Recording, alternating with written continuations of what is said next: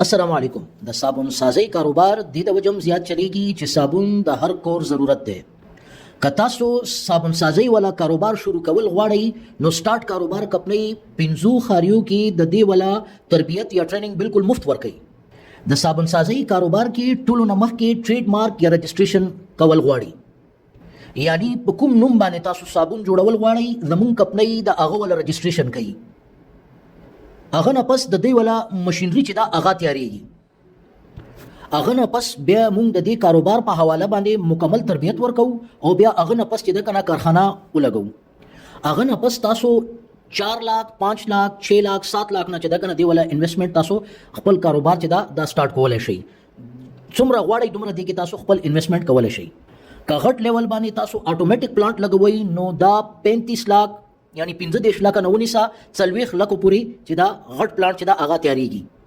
د دې کاروبار مشینری کې ټولو نه اول چې دا کنه مکسر استعمالولای شي. د دې صابون جوړولو کوم فارمولیشن دا په تاسو ته زمون کمپنی خي. د فارمولیشن مطابق د دې مکسر کې نه چې دا کنه میټیریل اچوي شي. په مکسر کې د دې میټیریل خه طریقې سره مکسینګ کول نه پس موږ به دا میټیریل د پلاډرونه تیرو. که کارخانه وړای او پلاډر یوي نو د یو پلاډر نه بو درې پیری چې دا کنه دا میټیریل پروسس کیږي.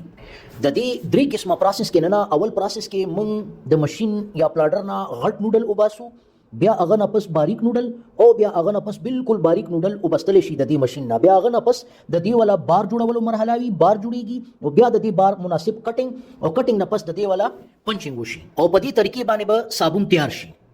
که تاسو غټ پلانټ یا اتوماتیک پلانټ لګول غواړئ نو هغه کې مکسر کې میټیریل صحیح طریقې سره مکس کېدو نه پس خودکار طریقې سره یعنی خپل اتوماتیک کنویر په ذریعہ باندې چې دا پلاډر ته میټیریل وراسي.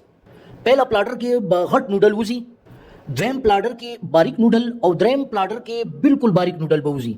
او صابون کې مزید چمک د پاره تاسو منس کې ملر هم لګوي شي. ملر سره چې دا صابون کې شاین نور زیات بهتر طریقې سره راځي او مکسینګ ښه طریقې سره وشي. د دې ټول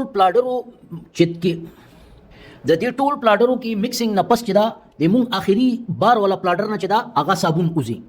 هغه نه پس به مونږ دا بار پنچ کوو. غټ سیټ اپ د پاره چې کوم مناسب پنچ وي هغه ته مونږ آټو پنچ وایو. هغه اتوماتیک پنچینګ کوي. په دې طریقه لګاتار صابون جوړیږي.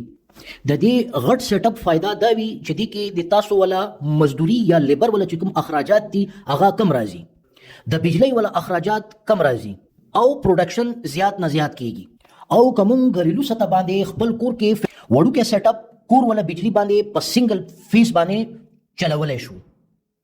او اتوماتیک سیټ اپ چې کوم دا یا غټ سیټ اپ کوم دا هغه صرف او صرف 3 فیس بجلی باندې چلوي شي.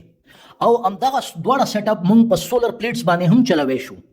اوس به دا صابون پیک کولای شي. پیکینګ نه پس صابون مارکیټ کې سپلای کولو لپاره تیار دی.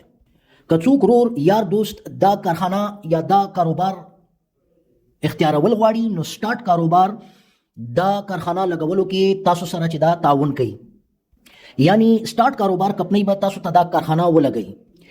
د دې کمپنی دفاتر په شپږ خاریو کې دي: پشاور، راولپنډي، لاهور، ملتان، خانیوال او رحیم یار خان. خپل د خاریې نه نږدې سنټر چې کوم تاسو ته پریوزي په هغه باندې تاسو کمپنی نمبر باندې کال وکړئ. نمبر یې بر اسکرین باندې درج شوی دی. لاندې کانټیکټ اس ولا بٹن دی، په د باندې کلیک وکړئ نو تاسو به موږ ویب سایټ ته وراسئ. په ویب سایټ باندې د ټولو ماشینانو ولا تصاویر او د ټولو ولا فیزیبিলিټیز او د ټولو ماشینانو ولا قیمتونه ورکول شوی دي.